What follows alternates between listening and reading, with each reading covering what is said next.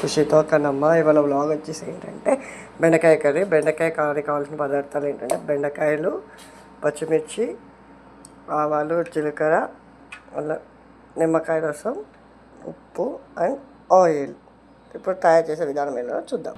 ముందుగా స్టవ్ మీద బాండ్ పెట్టుకోవాలి. ఆన్ చేసేసుకొని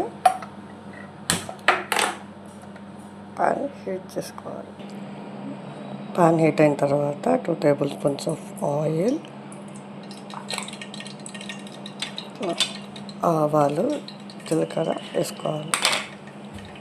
ఆవాలు జీలకర్ర కొంచెం ఇలా వేగిన తర్వాత పచ్చిమిర్చి వేసేసుకొని వేయించుకోవాలి.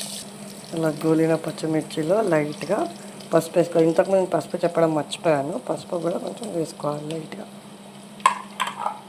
పసుపు వేసి కలిపిన తర్వాత మనం కట్ చేసి పెట్టుకున్న బెండకాయలు కూడా వేసేసి మంచిగా మిక్స్ చేసుకోవాలి.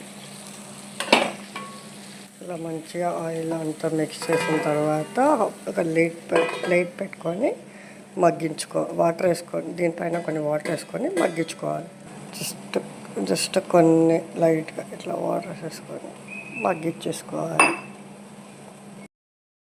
ఇలా మధ్య మధ్యలో కలుపుతూ ఉండాలి, లేకపోతే మాడిపోతుంది కింద అనేది.